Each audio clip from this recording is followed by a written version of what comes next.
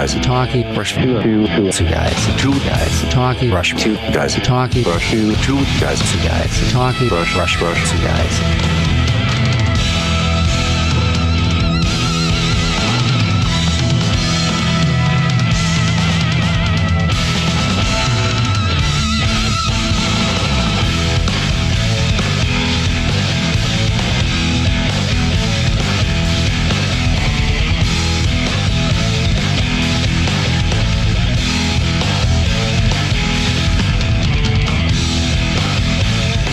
And now, get ready for the Two Guys Talking Rush podcast with your hosts, John Kane and Dan Buxton.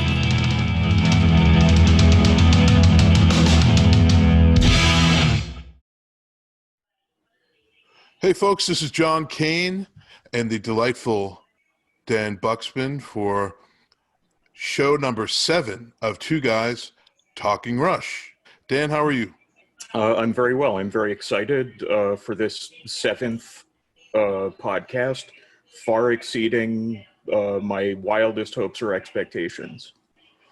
And the running joke is you've already left the show and come back. A couple of times. Twice. At least 4 times. Yeah, exactly. Yep. And of course, my rider, no one's paying attention to my rider. No. I'm not getting fresh water. I mean, nothing's working out for me, but that's okay. Nobody's respect. Absolutely none.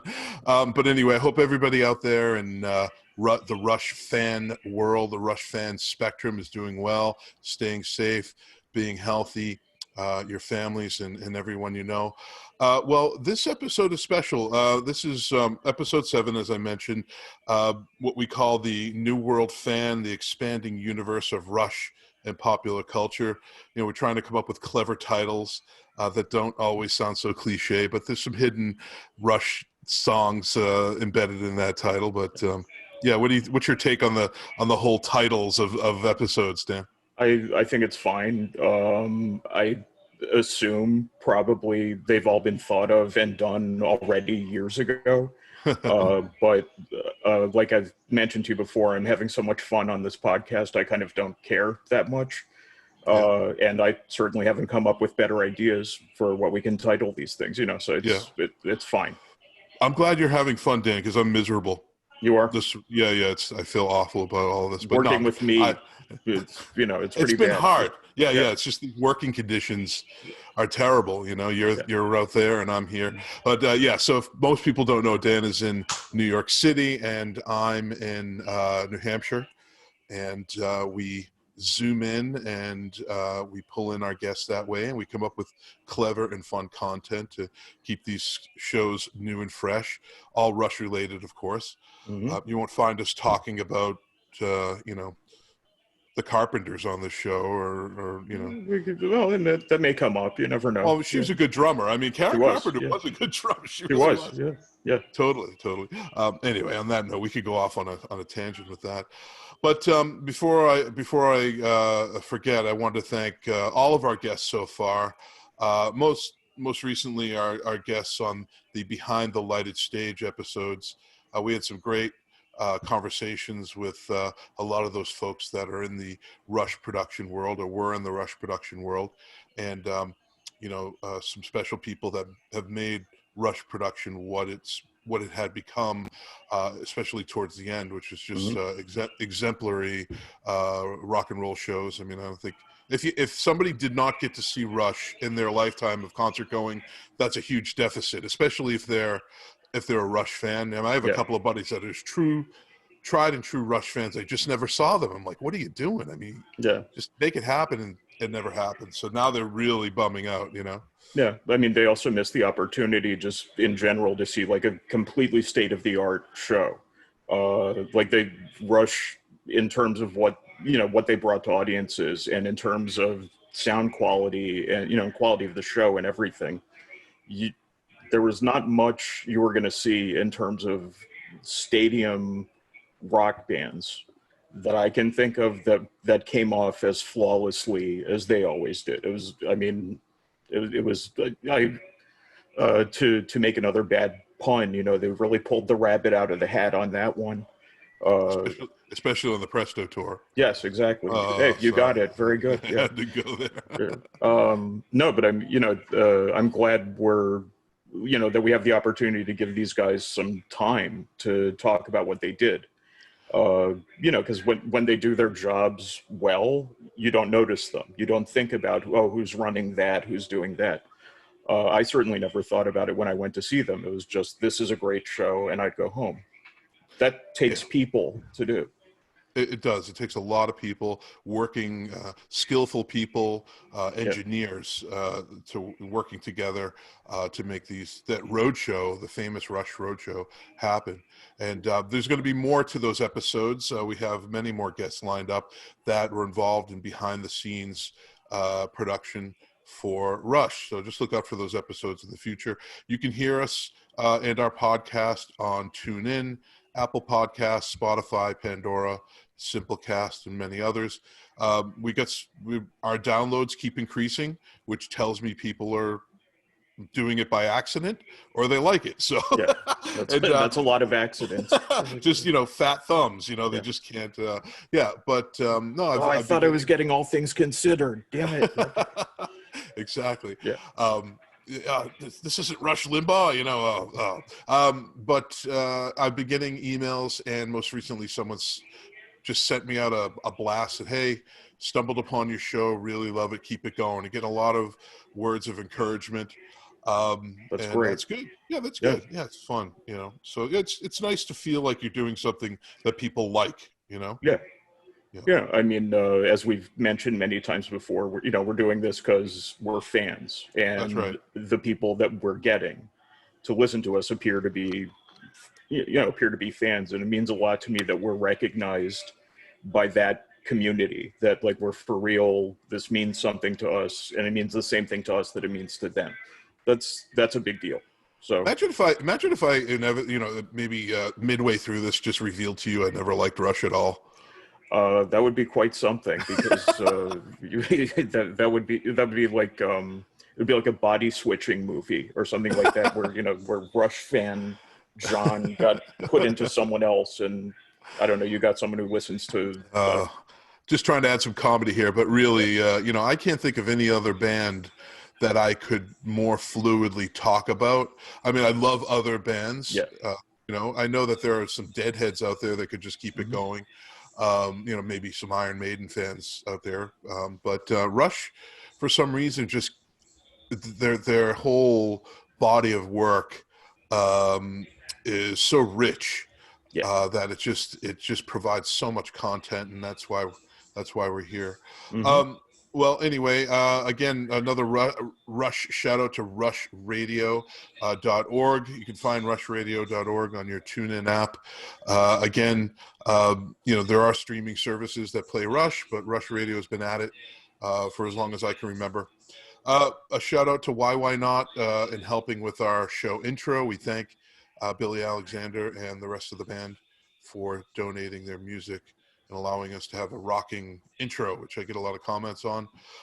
We want to hear from fans. We want to hear from you. If you're a super fan, maybe not, maybe the opposite. Maybe you can't stand Rush and you want to explain why. This is an open forum for this sort of discourse. We want to hear all sides of Rush interest or non-interest. Mm-hmm. Or if you love Rush but hate us, let us know. Okay, yeah, just let us know if you can't stand Dan or I. It's a harsh world, folks. Be gentle. Questions from fans for the show. Please submit show ideas, questions to twoguystalkingrush@gmail.com. That's all one word, twoguystalkingrush@gmail.com. And we're always looking for super fans. We have some super fans lined up for some future shows that we're really excited about. Make sure to tune in for those. What's great about the super fans is that these super fans have gone on to do some amazing things that involve Rush. I mean, we're kind of super fans. I mean, we went beyond our Rush fandom and created something new regarding Rush. So that sort of stuff is of interest to us. And if you've done something Rush related, maybe a Rush inspired business, you have Rush inspired tattoos, you write because of Rush, you paint because of Rush, whatever it is. And this all leads into our show today, Rush and their impact on popular culture. But you can find out more about us, Dan and I, and our show, the philosophies behind our show, on twoguystalkingrush.com, our webpage. You can find us on Facebook and Twitter, and we have a new Instagram account, which I think, Dan, we didn't have one, now we do. We're on board, folks. We're cutting edge. All right, so this is a fun little fact. So, our show, again, is about Rush and their impact on popular culture. New World Fan, the expanding universe of Rush and popular culture, which really hasn't come to light, or hadn't come to light, till at least 15 years ago, 10 years ago, maybe. One fan I was reading said, 21, and this is great, I didn't even realize this, and maybe it's just because I'm ignorant, I don't know, but 2112 or 21:12, the time signature is military time for 9:12 p.m. This time is displayed on both 2112 and Clockwork Angel's album covers. 9/12 is also Neil Peart's birthday. Interesting. Isn't that interesting? Yeah. I did not know that. Yeah. I didn't either. I love it. Well, anyway, this week in Rush history, I love to do this. Sorry, it's a little geeky, but 1974, Rush played The Joint in the Woods in Parsippany, New Jersey on the Rush tour in 1974. And also in 1974, Rush played the Key to Bala in Bala, Ontario on the Rush tour. In 75, they played the Coliseum in Moncton, New Brunswick on the Caress of Steel tour. Wow. 79, they played the Wendler Arena in Saginaw, Michigan on the Permanent Waves warm-up tour. In 79, they also played the Hara Arena in Dayton, Ohio on the Permanent Waves warm-up tour. In 1980, returned to Phase 1 Studios with Terry Brown to record demos for The Camera Eye, Tom Sawyer, Red Barchetta, YYZ, Limelight, and Witch Hunt. 1984, The Enemy Within was the first video played on Canada's all-new Much Music channel. I love that song so much. So good. I know. So good. I know, and I say this all the time, but Grace Under Pressure, I think, is one of my favorite Rush albums. That song specifically is one of my favorite Neil performances, by the way. He's so good. So good. Yeah. It's a force. Yeah. 2001, Roll the Bones was certified platinum by the RIAA. 2007, Rob Zombie's Halloween remake was released featuring Tom Sawyer in the film and on the soundtrack. 2007, Rush played the Blossom Music Center in Cuyahoga Falls, Ohio on the Snakes and Arrows tour. Finally, 2010, Rush played the Allentown Fair in Allentown, Pennsylvania on the Time Machine tour. Rush Icon was released in North America, a low-budget compilation featuring tracks from 1974 to 1987. And that concludes this week in Rush history. Well, Dan, how did you feel when Rush kind of burst the bubble of popular culture? And because we always say this between you and I, it was always a warm, fuzzy feeling when you knew that other people disliked Rush. And they were your own band. They were the biggest cult band. Nobody liked them. You were the geek in the class. You were cast out, as they say. How did you feel when they started to become, as I equate, to the Osbournes? When the Osbournes came out, people loved it. I hated it because it pulled away the wizard, the curtain of Ozzy's evilness, his Prince of Darkness shroud. Now here he is a bumbling bumbling around in his mansion. Yeah. I felt that way. And bits and pieces of Rush showing up on TV shows and animation. And how about you? It didn't really bother me. There were a few steps in my response to it. Like, it seemed to me like, they went away in like 97, 98 after what happened to Neil's family. They were gone for a few years. And then when they came back in 2002, it seemed to me like there were new fans and that, I don't know, like something had changed. It seemed like something had changed. And I didn't mind at all. I didn't mind at all seeing that like kids were into them now and that sort of thing, because I was already in my 30s, and you get a lot more territorial about they're my band, when you're a teenager in your 20s. And by then I was more like, oh, that's interesting. I wouldn't have seen that coming. And I felt, the fandom always still was based on the music. It was never like, they put out some inferior hit single that, like a lot of bands do, where it's terrible, but that's the one everyone listens to and thinks is, like they never put out like a Rock You Like a Hurricane kind of a thing that was just this like insult to to their previous catalog, even the stuff I didn't like. I felt like, no, they're doing this for the right reasons. And I felt like any new fans that they were attracting or whatever, I thought I was okay with it. And when it turned into like, there was a lot of overlapping with comedy, I noticed. Right. That didn't bother me either, because there's always been a lot of humor in their music and in the way they present themselves. So it didn't seem like they were just sudden, it wasn't this sudden change. It seemed consistent and of a piece with what they did normally. So it didn't really bother me. And I've had other bands where like, oh, the new kids like this. It's not cool anymore. I don't like this. But it was never like that with them. To me, it was more like, oh, that's great. They're turning up in popular culture. That's funny, kind of a thing. As opposed to, they sold out. I hate them. Yeah. And I know there are some people who tend to respond that way. There's so many phases to Rush. You have some real old school rock and roll fans that love the early Rush, and then, the prog rock era, and then the 80s Rush. When I got into them, I always wondered, do other people like this? You didn't know, unless you went to a concert, you didn't know if other people liked the kind of, not even the geekiness of it, just the softer Rush. Some of those albums, the songs are not as punctuated with rock and roll riffs as others were. Hold You Fire and Power Windows and things like that. That's kind of the era I got into Rush. But even so, I for myself, that's when I really became immersed in their catalog and those albums, and it was a special time for me, lyrically, and I love the music a lot. And then finally, when I saw the Hold You Fire tour, I realized, like, wow, there's even at Rush's lowest point, let's say, with the amount of fans they had, they still sold out stadiums. Yeah, it was they had enough in their catalog to serve those fans that loved the rest of their catalog. The only tour I'm aware of where they maybe did not do that well was the Caressive Steel tour. Once they got past that, then that's right, smooth sailing. That's right. But yeah, I mean, even at their least popular, they're still packing stadiums. Yeah.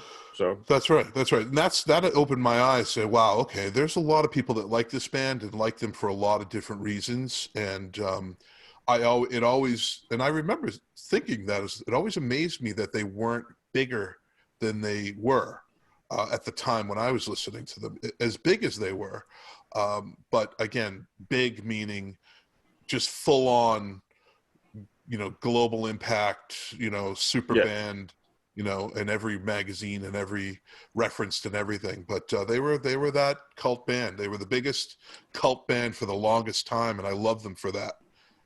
What I think what happened is there was a ceiling to their fame, and what it did was it kept it to people who were all there because they were fans of the music. They never reached that point where when you go see someone who's super famous, where there are people who are just there, who are maybe not really fans of the music, but are just there to get drunk, basically. Right. I saw Heaven and Hell at Radio City Music Hall I was there. Oh, you were? Oh, okay. I was at that show, yeah. My wife was 7 months pregnant with our son at that show. What were your seats for? What were your seats for that? Where were you sitting? We were pretty close to the front, actually, and over to stage left. Nice. And my God, that was a good show. But it was a hard ticket to get too. I mean, I remember that was like hitting the lottery with that ticket. Exactly. Yeah. So somehow we did it, but I remember, like, when it was over, there was this group of people over in these other seats where there was this, like, one woman who was just throwing up everywhere. Nice. All over the floor of Radio City Music Hall. And it's Love it. Okay, you're not here for the music. Yeah. I think this is Yeah. something else for you. I never saw anything like that when I went to see Rush. It was very, I mean, I'm sure Right. people, had a few or whatever, but they were still attentive to the music. It wasn't like, some concerts I'm sure you've been to where it's like we're here to drink ourselves unconscious. Yeah. I never saw that with those guys. That's very 70s rock and roll. I caught glimpses of that. I saw Deep Purple a couple times. I saw them on the House of the Blue Light tour and the Perfect Strangers tour, and it was still the throwback, hippie, Purple were a stadium band. They still had a huge following. Even Iron Maiden. I remember distinctly. I saw the Somewhere in Time tour. And there were people getting hurt. I mean, coming back from the front, So that level of rowdiness and I don't know. Yeah, Rush never really had that. No one was hurting themselves or abusing themselves to the point of medics at a Rush show. But I'm sure it happened, but I never saw it. Yeah, people really wanted to at least be like conscious enough. Yeah. To hear the songs. Why did it take Rush so long to penetrate the bubble of popular culture? I think the internet had a lot to do with it. Because they could get out to a lot more people that way. And I think also just they had stuck around for long enough. Once you reach a certain point, you can't really say you're a cult band anymore. Right. They stayed a cult band pretty much the whole time. Like we were talking about them not getting past, not getting the punters to come. But, I felt like it was all earned. And it didn't feel like, suddenly, I don't know if you remember, but when they changed to SoundScan to chart album releases and what was it, #1, the first time they did that, suddenly it was all like Pantera and all this metal stuff, so it was a much more accurate representation of what people were really listening to. And I felt like it was the kind of the same thing with these guys. It was just that there was more ability now for it to get out there, and that was what people wanted. And it just there hadn't been an avenue for everyone to get to it like there is. We take it for granted completely today, but the internet blew a lot of stuff wide open, including a band that had been around for 30 years already and had nothing left to prove. Well, to help us answer this question and questions like this, we like to bring on guests that are savvy and knowledgeable about show topics that we host, is Dr. Durrell Bowman, who I discovered through a fan, and you as well, about his dissertation, which was about Rush. Durrell has a PhD in musicology, UCLA 2003, where he authored a dissertation titled Permanent Change, Rush, Musicians Rock, and the Progressive Post-Counterculture. He has a certificate in computer applications development and a Master of Library and Information Science. For about a decade, he developed and taught music history courses as an adjunct and visiting instructor at 7 institutions all across North America. He's also worked as a semi-professional choral singer, built websites, and presented numerous conference papers and invited to talks. In addition, he's written books, book chapters, journal articles, media and book reviews, reference entries, and program notes. His books are Experiencing Peter Gabriel, A Listener's Companion, which you can find by Roman and Littlefield, 2016, and Experiencing Rush, A Listener's Companion, Roman and Littlefield, 2014, and Rush and Philosophy, Heart and Mind United. He was the co-editor and 3 chapters. Open Core Publishing, 2011, all of which you can find on Amazon. Durrell was a wonderful guest, and he offered a lot of important and significant information. He helped us dig deeper. He helped us peel away the layers so we can better understand our favorite band. In his book, Experience, go ahead, were you going to say something? I don't know that you could do that with a lot of bands. I don't know that you could write a dissertation about Motley Crue. I don't know that could happen necessarily. Rush, you can do that. It doesn't seem weird. Well, in his book, Experiencing Russia, Listener's Guide, Bowman guides readers through Russia's long career, explaining through the artful combination of biography, history, and musicality on how to listen to Rush. We were very glad to have Dr. Durrell Bowman on our show, and we welcome him to Two Guys Talking Rush. Hey, do you hear me? Hey, I can hear you. How are you? Good. I have a weird USB mic that I hook up sometimes, so I was hoping the non-USB mic would work. Okay, good. Sound good. How are you? Well, my name is John Kane, and this is Dan Buxman. Hey. And you're Good to meet you. I don't know if you got a chance to listen to the podcast before coming on the show. But, I haven't had time, no. Okay, no worries. Well, Okay. believe it or not, there are very few podcasts on Rush, the topic of Rush. There are a few. But we try to kind of, we analyze albums and talk about lyrics and stuff, but I think we try to just skirt around all that and talk about Russian and society and Russian popular culture and politics and religion, and kind of just take a whole new path on the analysis almost of like Rush. something you could write a dissertation on or something like that. Exactly. Yeah, possibly, yes. Yeah, exactly. So I can get right into the questions. We're pre-recording now, so this is going to be on show 7. We just recorded show 6, so we're not live or anything. We're just recording the interview now, and then it'll be extracted for the podcast. So don't worry about it. So, well, thank you very much for coming on the show, Yes. Durrell. And can you give us a little bit about your background and who you are, and let fans know? Yeah. Well, I'm an Ontario boy, so I'm from the same part of the world as Rush, vaguely. So grew up with that kind of music. Probably first heard Spirit of Radio and Tom Sawyer, that sort of era. I'm in my mid-50s now, so One of us. yeah, one of you. There you go. So yeah, grew up with the music. Trailed off from it. I was interested in other kinds of things as I got into my later teens and 20s. Went off to university, majored in music. Wasn't thinking about popular music too much at that point. Did some composing. Some people called me theory boy because I seemed to have a pretty good handle on music theory compared to some of them anyway. And it was when I was doing my master's degree at University of Toronto that I decided I should probably move into something more interesting than the usual sort of early 20th century second Viennese school kind of music that everybody seemed to think was the bee's knees at that point. I mean, popular music was kind of frowned upon. It wasn't considered real music. I mean, music was classical music. Everything else had a word before it. Popular music, film music, etc., world music.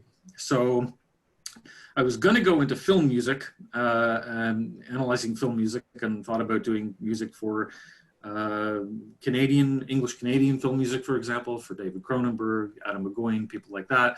And then looked into music for Shakespearean film adaptations. Seemed like a good sort of compromise that the classical people might actually go for that. But they were always sort of underwhelmed by that. So I said, okay, I'm going to start somewhere else. And the somewhere else to start at that point was the musicology department at UCLA in California. So the department had been more or less well ensconced at that point by Susan McClary and Robert Walser, who were popular music scholars. Rob Walser's book on heavy metal had just come out. Worked with them closely and proposed Rush as a topic. Progressive rock was not really their thing, so it took a little bit of work through my own sort of fan background to take a more detached kind of look at the band's music, especially, and figure out ways to make that fit into kind of a cultural studies, new musicology kind of way that that they were looking at things in the world, like Madonna, heavy metal, things like that, the blues. So took me a little while to reorganize my sort of way of thinking, but the dissertation ended up being about what I called the counterculture. In other words, culture was my sort of inside joke about that. So that my work had to do with the band's music resonating for post-industrial folks, engineers, computer software developers, and people that worked in more sort of updated working class jobs, customer service reps, technicians that install your internet. All of these kinds of folks seem to be moving between jobs, changing their tack a little bit as they went along and trying different jobs, and nobody stayed in a job for decades like they used to, right? So, and in my experience, this was what a lot of my own friends were doing, friends that became architects, friends that became engineers. And this music really resonated for them. And I think it resonated for them because of Rush's kind of eccentric way of thinking individually about their own music, saying, we know what we're doing, let us do our thing, come along with us or not. And some people didn't, but more people always did. So there was always a sort of snowball effect of more people being interested in the group. So, so my heavy duty intellectual work in the dissertation is about that post-counterculture idea, the idea of musicians rock, that the hardcore fans of the band, a lot of them are musicians themselves, at least amateur musicians, right? In the sense of lyricists and poets and singers and everything as well. But a lot of people that are not musicians that are into the band's music are also things like photographers and artists and novelists and so on as well. Web developers, all kinds of things. So I combined my theory boy background in music theory with sort of new musicology, critical theory ideas. So I have some really scary big graphs and charts and tables that try to explain things like hemispheres. So it tends to be the late 70s stuff that I focused on, just because it's the more proggy sort of stuff that had the most kind of depth to it in some ways. But as the band said, you know, the drum parts in Tom Sawyer are just as complicated as anything they did before that.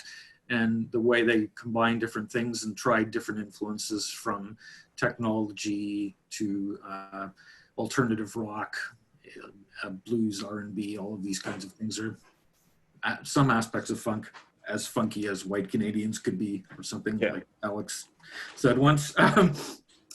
So that's kind of the shtick of that. And then sometime later, I mean, I did conference papers and I did a sort of instructional video series that included one on Rush. I didn't update it after they were inducted into the Rock and Roll Hall of Fame, which I kind of regret because it did eventually happen. There were some people pitching ideas for the Listener's Companion series from Roman and Littlefield. And there had only been a few books in the series at that point.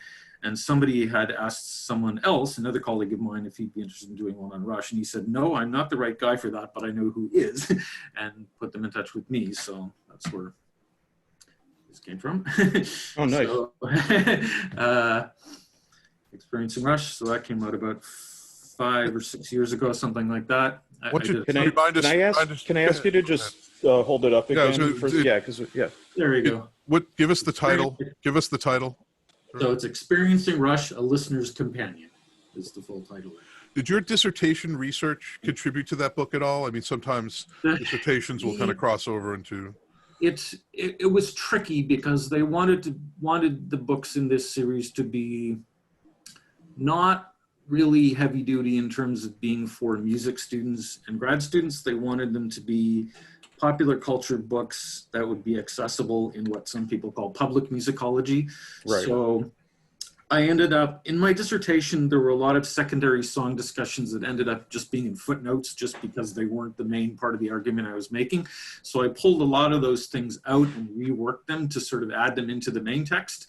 The critical theory, the heavy duty music theory kind of receded because that was going to be too much for the audience they had in mind for these books. So it became more of a stylistic overview and genre sort of changes over time overview of the band and its career musically, as opposed to, you know, a sort of biography. There's biographical elements in there, but I mean, it's not the most interesting band biographically compared to some others. So I just worked that in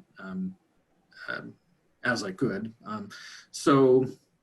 And divided up the chapters basically into chronological periods, similar to what I did in the dissertation, but getting up to later music. So I wrote it recently enough that it does cover Clockwork Angels.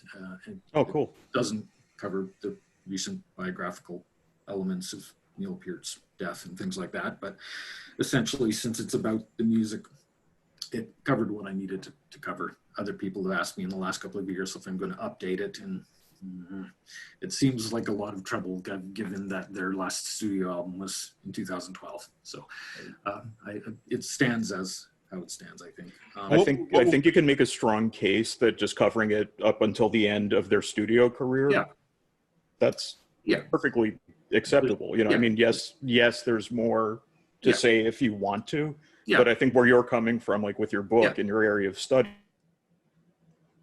and that sort of thing, that works. It covered it well for me. And so part of the dissertation, so I'm working on a chapter for a book. There's a new book coming out from Cambridge University Press on progressive rock, a whole bunch of authors from a whole bunch of different backgrounds on a whole bunch of different topics and individual bands and artists. They weren't keen on a chapter on Rush, I think, because the main editor of the book, when I proposed a chapter in a book called Progressive Rock Reconsidered. This came out in 2003, and he was not very keen on Rush being in that book.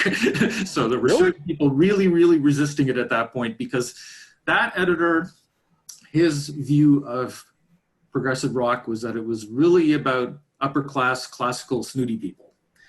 And that never really made a lot of sense to me, because I had encountered, floor installers and a whole bunch of different people that were interested in Rush's career in music as well. So that very same editor, though, seems to have mellowed on this, and he did approach me to write a chapter that was more about critical theory and progressive rock.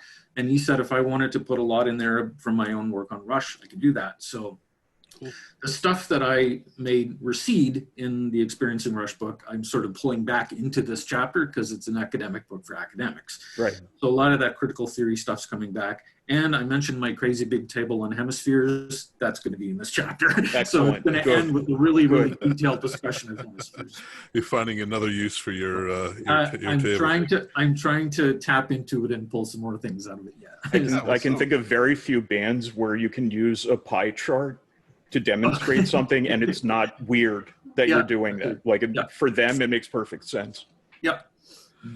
Well, what was in the pie chart? Just like, what are you trying to? Oh yeah, it's not. Like this is 43%. It's I'm not doing some of my charts. I never turned them into pies. That might work. Oh, okay. I could have done that, but yeah. So tables that give a detailed outline of the sections of hemispheres and where the tonalities end and what are in them, that sort of thing. Just to sort of, all of this stuff is going on in here, and then I have a sort of the extended chord that is a main chord within hemispheres, all of the different places that it can resolve to. So I have a sort of secondary table that shows the directions that goes into, and then the idea that the band is equating as inadequate the ideas of heart and mind, and that you have to have both of those things enmeshed fully in order to be doing something valid. That's what they seem to be saying, and that's a post-counterculture, just quintessential idea to me. So I'm reorienting in that chapter the idea that progressive rock is just about classical music and just about people that have that hoity-toity idea, and saying that, but it resonates for all these people. So that sort of post-counterculture stuff is there with the critical theory stuff, and then a detailed assessment of hemispheres is an example of how this plays out in an actual piece of music. So you're familiar with Martin Popoff, I'm sure. Yeah. Well, we had him on the show, and he called Rush progressive rock with a distortion pedal. Yeah. Okay. Yeah. There's a lot of interesting ways to look at it. I guess so. I think Rush was always progressive rock, but I mean, they interacted with the music that other people consider to be unproblematically that. Where you may have run into trouble initially is that when progressive rock started, or at least what they were calling progressive rock, was in a lot of ways the product of rich kids in art school, like Procol Harum were considered prog rock. You would never say that today, but at the time, that's right. It was David Bowie was considered Roxy music. Yeah, the term was used way more widely at that point. Yeah, but I think like once you're getting into stuff like, like Yes or later stuff like Camel or what, you're not really there anymore. Yeah. And by the time Rush came on the scene, I mean, that first album is a hard rock album. Yeah. No matter how you slice it. And it's a bit of Zeppelin. And then it becomes, I mean, really with Neil coming in the band, I think is what really turned them into a prog rock band. Do you think that Rush always maintained the level of progressive rock, though? I mean, they reached a threshold. Do you think maybe it kind of like waned a little bit? I think for me, I use the term progressive meaning sort of in a more political way of looking around you and bringing in other influences. Different. And I'm saying progressive rock always did that. So Rush did it in its own eccentric way and continued to do that as it got into technology and other things later. So they stayed progressive, but for in other ways. In a different meaning. In a different meaning. So, I mean, at this point, decades later, I think that most people are going to say, that's progressive rock. Well, I mean, progressive. Could you consider Hold Your Fire a progressive rock album?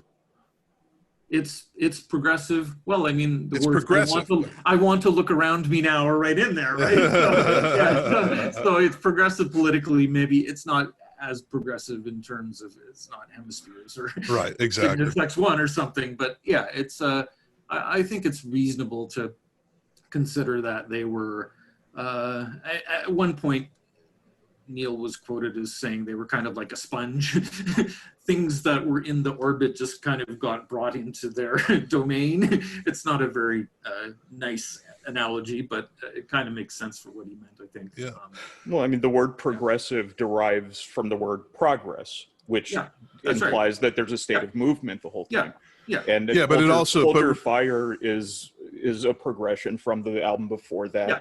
There's progression to the next one. So I mean, there are no album side length songs in 13/8 time on Hold Your Fire, but it is that was my point. Sense of movement. Yeah, I mean, my point to that is that there are a lot of folks out there that hear the word progressive, and when it's associated with, let's say, rock music, that there's a level an expectation of musicianship that's involved, and that's a different thing. I mean, but combined, combined with being progressive enough to use a different technology or examine lyrics from a different, in a different way, then it becomes multi-progressive, right? It's like a multi-progressive thing. And certainly the musicianship aspect of traditional progressive rock is always there. I mean, you're not always hearing it as overtly in some songs as you would have in those things from the late 70s, but there's the drum parts or whatever still pretty complex, and the harmonies and melodies are. Keyboard stuff, not so much. I mean, they have sort of secondary people coming in to make sure the keyboards actually didn't just sound like Geddy going over his feet. He never really, Geddy never really, I mean, in interviews said he wasn't really a keyboardist. He was kind of a synthesist. He could figure out how to make interesting sounds, but when it came down to it in the studio work, they needed people to sort of. Yeah, I mean, he wasn't Keith Emerson. No, Not what they were going for anyway. I actually think Neil Peart probably played keyboards better than Geddy. I'm thinking because he played those marimba type sounds. That's right.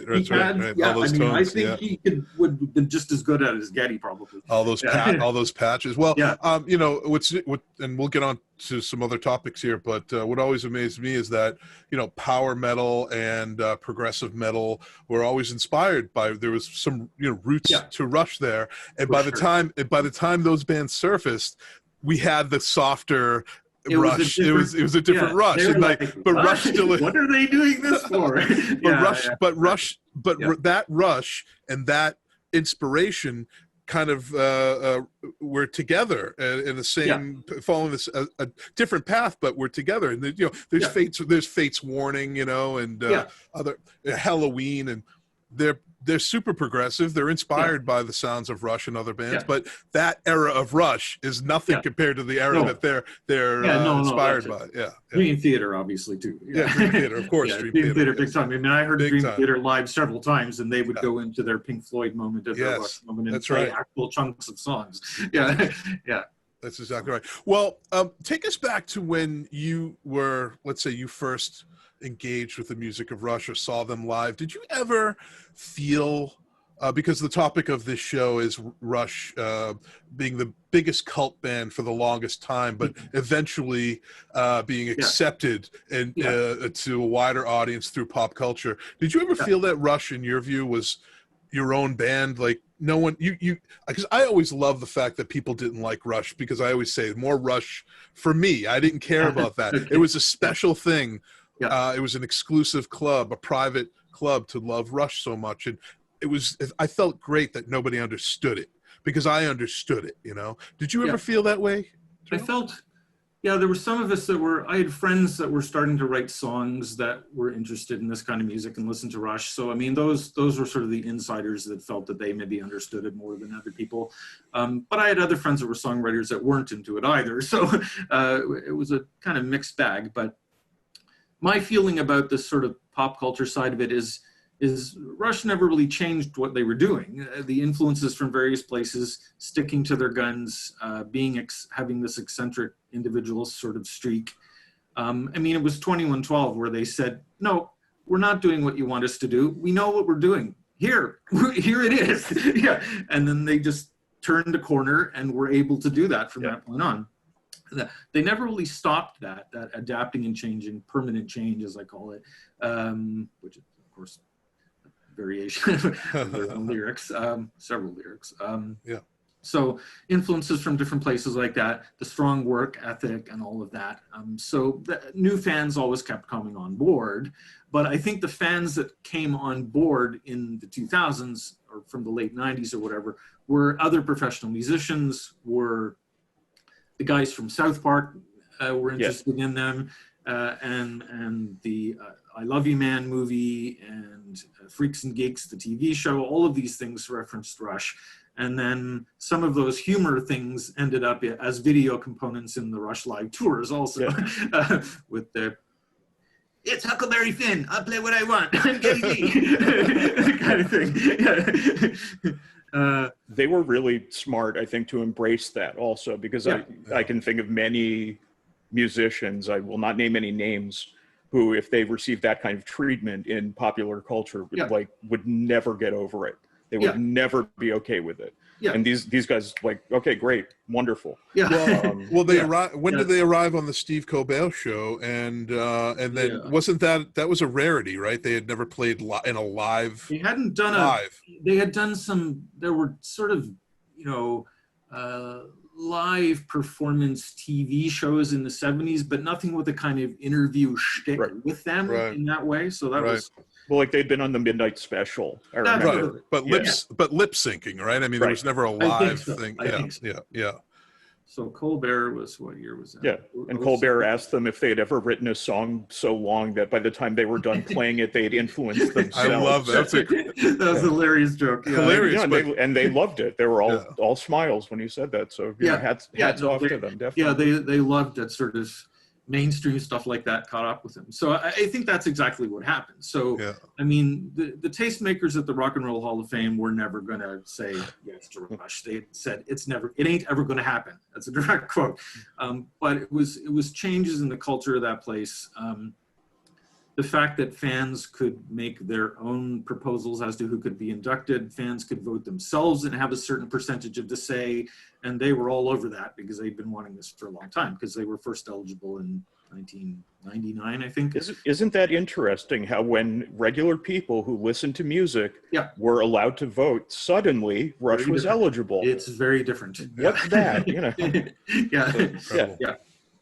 Once you democratize these things, you see what people really like and what they really respond to. The Rock Hall stuff is interesting because, of course, they were inducted by Foo Fighters, and I wouldn't really have seen that coming. Right.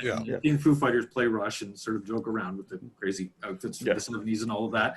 But then when Yes was inducted, it was Getty and Alex inducting them, and Getty playing on Roundabout, filling in for the Squire. So that's all pretty interesting because it sort of puts to bed this idea that Yes is progressive, Rush is something else. It's saying this is all one thing, really. It's a continuum of the same. Well, I mean, Getty's gone on to say that Yes were a major influence. Definitely. Go ahead. What were you going to say? Just the very sort of bombastic followable bass lines. I mean, that's in that kind of music, right? Yeah, totally. Not in everybody's music. It's not And just thumping out the bottom notes. It's but even with even with the lyrics and the singing quality, you know, it's all there, man. You know, it's like Rush's Yes's baby almost in many ways, you know. So baby of Yes and Genesis. Yeah, there it is, the baby of Yes and Genesis. Yes, exactly. Yeah. So now that Rush are no longer, sadly, do you think Rush is mainstream?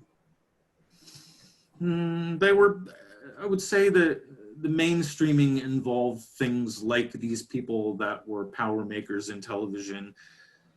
Kevin J. Anderson's novel that was based on Grace Under Pressure, and then he worked on Clockwork Angels stuff with Neil later.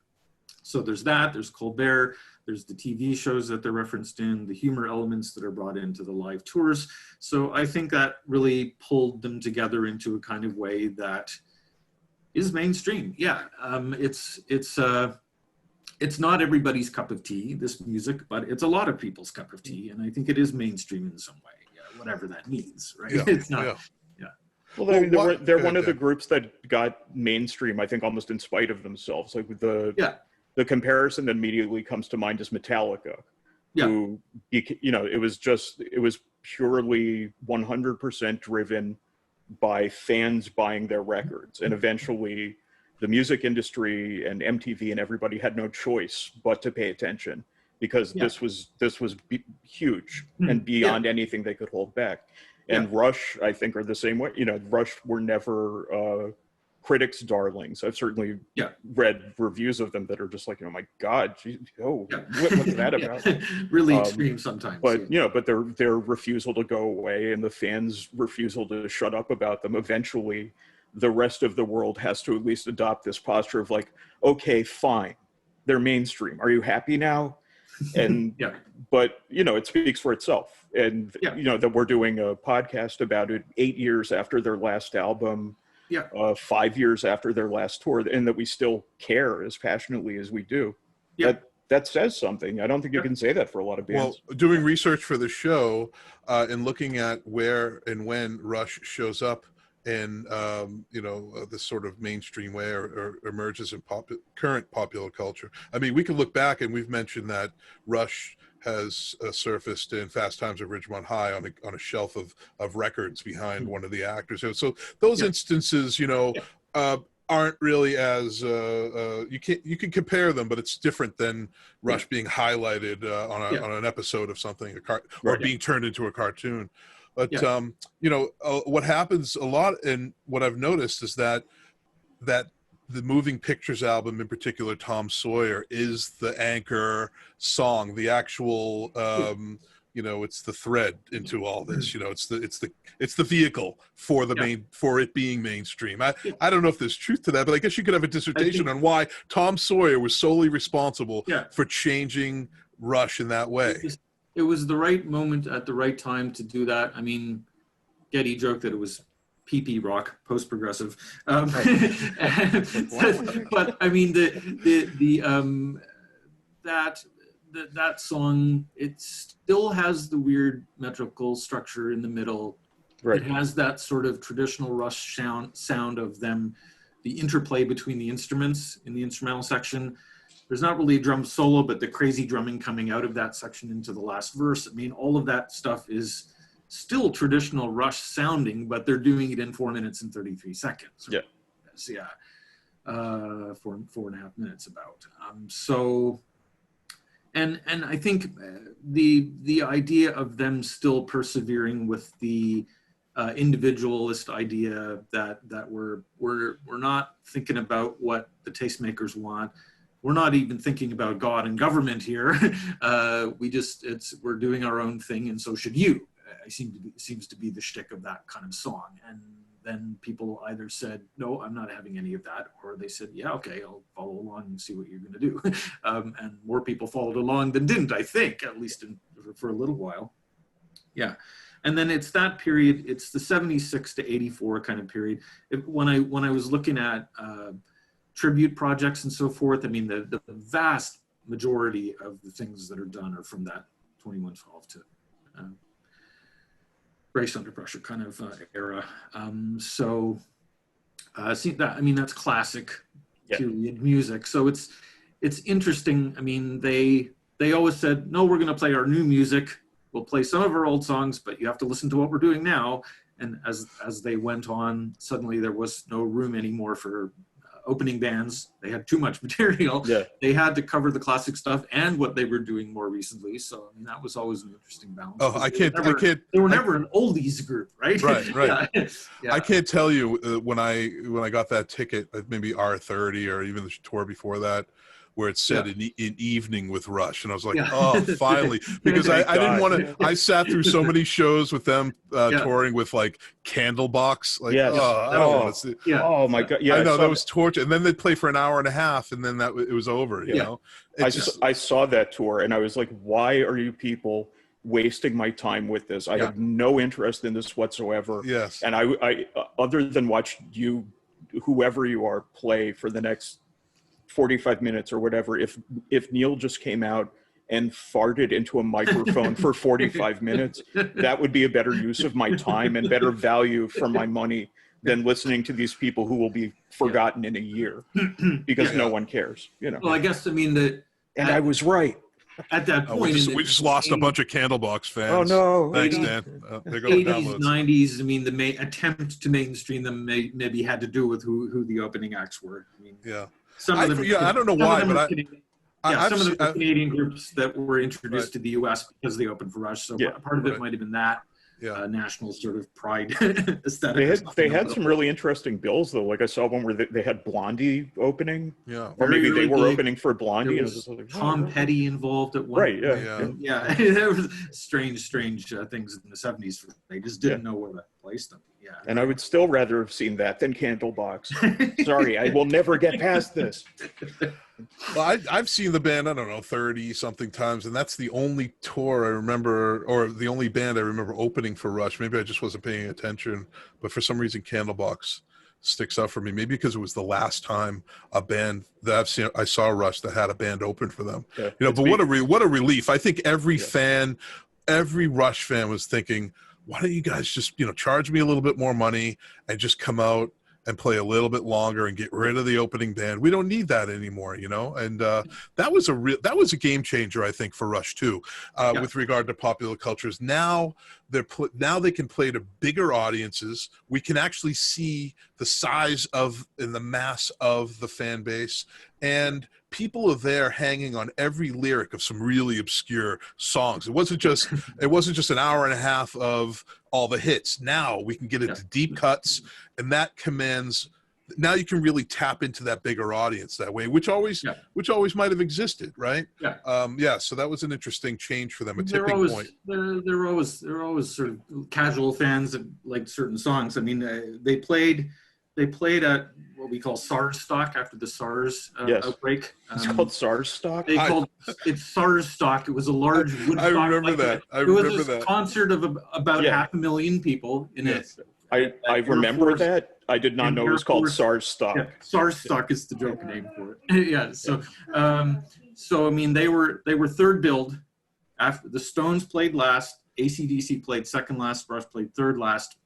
I think they only played 5 or 6 songs, and it was interesting looking at the fans. I mean, when they played, they played Free Will, and they played Tom Sawyer, a couple other things, but you could tell that other people around you had heard Tom Sawyer before or whatever, maybe not Free Will, but so I think they appreciated the fact that there was such a band, and they might have even been aware of the fact that they were Canadian because this was a show in Toronto, where they're from. So, but I imagine, I mean, it was 500,000 people, so there would have been at least tens of thousands of Rush fans there too, but interspersed among many people who weren't, right? So it was a weird I remember kind of aesthetic. I saw footage from that exact show, and they were playing Free Will, I think. And I saw footage of, like, they show the crowd, and it's like kids. And they're crowd surfing and, doing all this stuff that I'd never seen at a Rush show before. And I remember looking at that and going, like, something has shifted in the popular culture. This is not my father's Rush anymore. Yeah, that's right. I never there was not a way to sort of survey who was there, but that's a good sort of looking at the video evidence, to see that people were maybe getting into it somehow in their own way.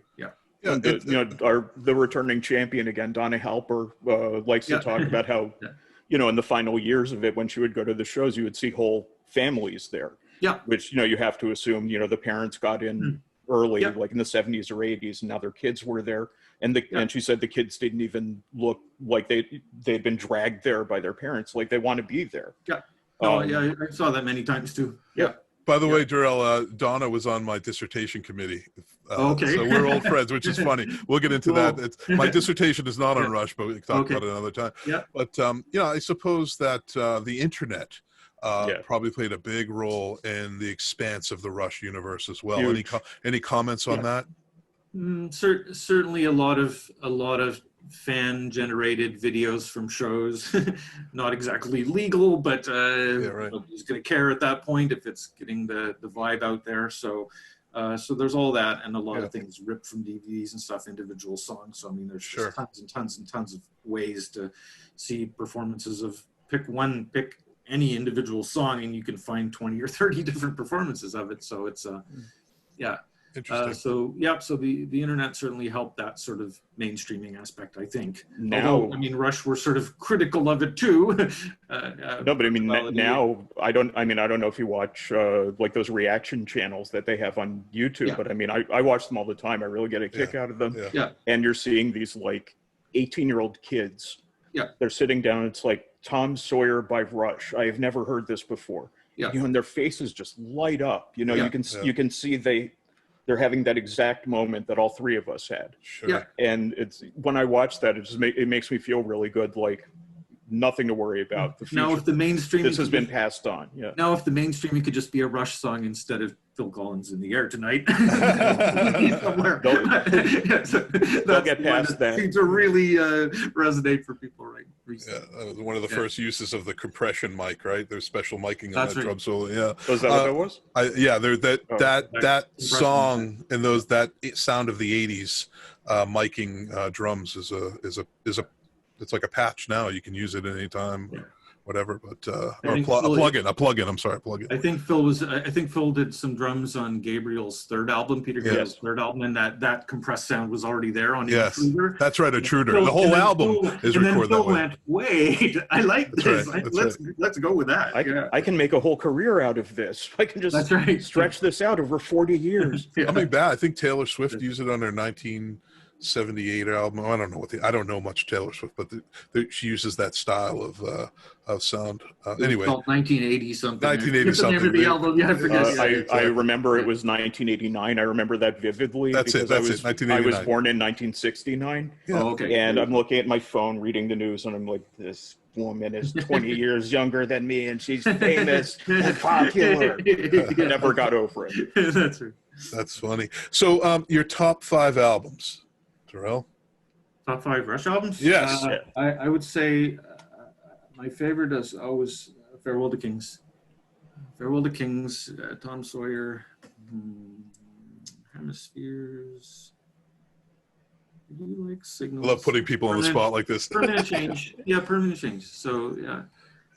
2112 I like, but it's just, there's something about it sort of politically, the Ayn Rand stuff, it's not worn as well for me as some of the others. So I'd say the albums from Farewell to Kings, Hemispheres, Permanent Change, Moving Pictures, and Signals. Yeah. Yeah. Those 5. Those are like the peak ones for me. You tend to lean more towards the later Rush stuff, the peak Rush in between there. Yeah. Yeah, that's sort of, I don't know, classic mid-period to me. Yeah. I would call it. Yeah. Are we saying like 76 to 82? Something like that. Yeah. Nothing. Do you like the later albums? Do you ever I like them. I mean, my partner and I are actually working on a version of Time Stands Still right now that is piano oriented with some kind of steel guitar effects in it, and I've got drumming and bass going in there, and we're trying to, and harmony vocals and stuff. So we're trying to figure that out. It's based on an arrangement by Jeff Tincher. Nice. Yeah. So there's a U.S. Army performance of it with a string section with 2 different singers, and it has the same piano version, this Jeff Tincher version. So we're we kind of work from the sheet music from that and are kind of making up our own arrangement of it. So. Well, in terms of the topic that we're discussing today, I mean, Amy Mann is on that album. We have a guest singer who has a popular song out, right? That's so right. there's a little bit of a crossover there. I don't know how many Amy Mann Till Tuesday people said, "Oh, I love it," but I mean, I love that. I love that song. There's a lot of people that don't like the Hold Your Fire album, but that was another instance of Rush kind of coming together with mainstream popular culture, right? Yeah. And of course, Strange Brew. Yes. That's Maybe right. one of the first instances of Rush. Well, it's mostly Getty in that, right? Yeah, he does the song. Getty, Just Getty. But that's all you need, right, to get the Rush reference in there. That's right. So what's in store for you? More Rush? Tell us about future projects, where people can find out more about what you do and buy your book and learn more about you. There's links to all this. There's some conference papers and stuff, and this is all on my website, so durrellbowman.com, durrellbowman.com. So I've done some studies and work in library sciences also, and some work in IT, and I'm still trying to figure out how these are supposed to come together. Maybe they aren't. I just did some work. I was going to work on a book on music in The Simpsons, because of my film and television stuff. So I had there's a book about Springfield that I have a chapter in on music, and then I have a more academic journal article that's just about to come out. That's about intertextuality and parody, things like that. So there's that Simpsons stuff that I work on. The Rush resurfacing will be this chapter in the Cambridge University Press book that's supposed to come out next summer, I think. So everybody's working on their chapters from their home offices and trying to keep keep on track for that. So hopefully we'll see more of what's happening with that book. I don't know if it has an actual name yet, so it's Cambridge Anthology on Progressive Rock, I guess I'm calling it for the moment. So yeah, otherwise I've thought about doing another book in the experiencing topic, Listener's Companion. I did a Peter Gabriel book in that series. I've thought about doing another book, maybe U2, not sure. Just to pick another group that's been around for a long time that's done interesting things over time. So part of me wants to do Canadian topics because I'm back in Canada now. I've lived in LA a couple of times and a couple of different places in the States, but Tragically Hip is an interesting group too, and the lead singer passed away from the same thing that Neil Peart passed away from, which is really kind of strange. Two major Canadian musicians both died of the same kind of brain cancer. I didn't realize it was the same thing. Gord Downey a couple of years ago. So so they're interesting too. Their music is more straightforward blues hard rock, but the lyrics are pretty interesting in terms of Canadian content. I actually have a conference paper that I did on that where I kind of compared them to a couple of other artists, and Neil Young or somebody that left Canada and still tries to sort of harken back to it occasionally. Joni Mitchell does the same thing sometimes. Voivod, if you Voivod go that way. Or you're not feeling Voivod. Oh, Voivod, yes, Voivod, of course, yes. So because they cite Rush as like a huge influence. They're very open about it. Did they open for them? No, they wanted to. Yeah, never did. So badly. Never did. No, but I mean, just they're very. Oh wait, I think they were in the discussions on the Nothing Face tour. I think they did. Okay. I must look that up. If I'm wrong, I'm sure everyone will let me know. Maybe they did somewhere. Yeah. There were a lot of tours where there were different groups opening at different times. But, So. When's the first time you saw Rush live? I didn't. I'm from a little town near a sort of mid-sized city, so I didn't get out to the big cities to things until kind of my 20s so much. So I think probably I think it was probably Power Windows tour, maybe 85 or 86, I think. Sure. Yeah, interesting. Well, was Neil or any of the band ever aware of your dissertation? I have a friend that I worked with at an arts festival in a small town near here, and she's a baseball fan, and she kept running into Geddy Lee at Toronto Blue Jays games. And she mentioned me at one point, and he seemed to be aware that there was such a dissertation. And I tried to take a copy to their office at Anthem Records in Toronto once, and they said, yeah, we can't do that. So they got too many people coming with too many things and the artwork, and there just wasn't a way even for them to receive that. So I kind of wish I had met Neil. Unfortunately, it's a done deal now. We came from small towns. Our fathers both worked at Case International Dealerships. Wow. Came from sort of agnostic leanings after Protestant families. Not the same Protestant denomination, but so there would have been interesting things for us to talk about for sure. So I always kind of regretted that I never had a chance to meet him. Yeah. It might be possible for me to meet the other guys at some point. I have a friend, Jacob Moon, who's he did a rooftop video of Subdivisions with guitar looping. He's done a number of Rush songs. He did a live sort of streaming thing a couple of days ago that was Rush songs. I watched that. Yeah, we'd love to have him on the. We'd love to have him on the show if you could maybe put in a good word for us. Yeah, I could put him in touch with you. He did. He covered something for I think it was the 40th anniversary reissue of 2112. I can't remember which song it was, but it was him, and it was a couple of Canadian bands. I can't remember which song he did. Yeah, I'll have to look that up in my Again, angry fans will be happy to tell us, what we get wrong and that kind of thing. Yeah, that's right. Well, Dr. Durrell Bowman, I want to thank you very much for contributing your history and your philosophies and knowledge of a very important band to so many people. I can't tell you, people love Rush so much as do we. And of course, we're not getting a paycheck for this thing. We're just doing it because, but it's an important, now that Neil is gone, we were just talking about this.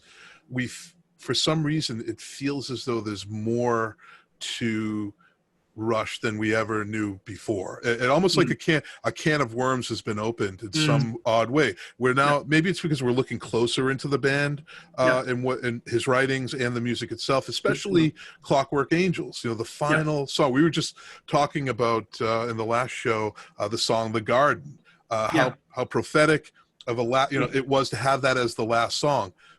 Years before he had passed. So any feedback on that album as the final album, in it being the final album? What's your opinion on that? I think they struggled with whether they really wanted it to be tied together thematically, because they had tied together entire album sides, but to take a bunch of songs that were kind of written individually in some ways and pulling that together, I think that was kind of the struggle, especially for Geddy and Alex. And Neil took the lead on that a bit more to make things threaded together. But that song is, even more than, you look at something like Vital Signs at the end of Moving Pictures going into that sort of thumpy electronic sound before they had really gone there. The Garden does this even more so with this sort of really mellow, philosophical, let me think about life and everything and just be cool, calm, and collected about it in some ways, and bring in the emotional resonance of other kinds of sounds too. They played with strings before, but as a kind of sound to just sort of bolster what they already had. But that's a whole different kind of thing in that song, I think. It's very interesting that's the last song, the last album like that. It is. I think there's more to it.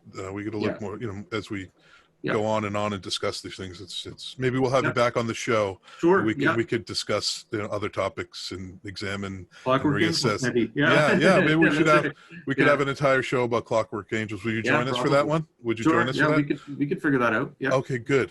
Definitely. Cool. Well, thank you, sir. Thank you for your time. Yeah. And thanks for joining Two Guys Talking Rush. Thank you very much. Yeah. Awesome. Thanks, guys. All right. Take care. Yeah. Bye-bye.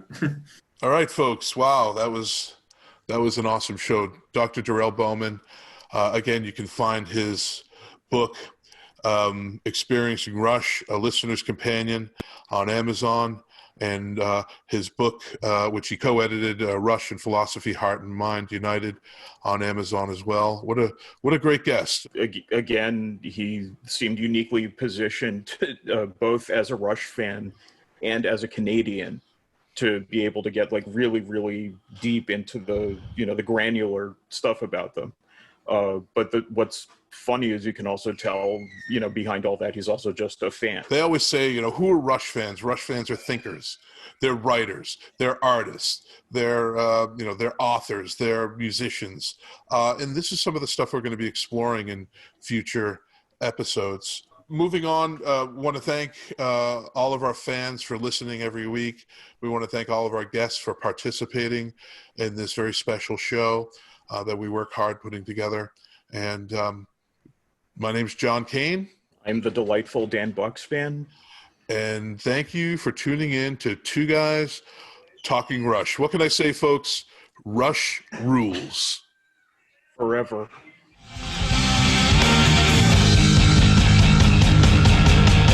Two guys talking rush. Two guys talking rush. Two guys talking rush. Two guys talking rush. Two guys.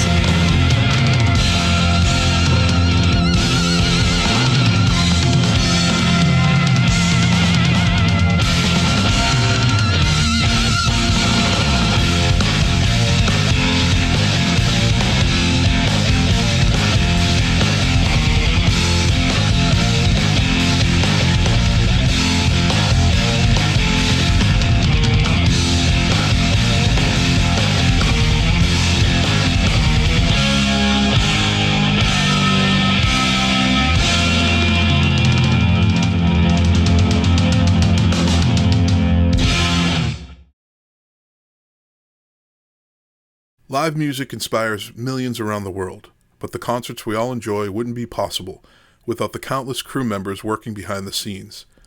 As COVID-19 puts concerts on pause, we want to extend a helping hand to the touring and venue crews who depend on shows to make a living. Crew Nation was created to do just that. Crew members are the backbone of the live music industry, and we hope you'll join us in supporting them through this temporary intermission until we can once again unite millions around the world through the power of live music. Crew Nation is powered by Music Forward Foundation, a charitable 501c3 organization that will be administering the fund. Live Nation has committed $10 million to Crew Nation, contributing an initial $5 million to the fund, then matching the next $5 million given by artists, fans, and employees dollar for dollar. Please support Crew Nation at www.livenationentertainment.com/crewnation.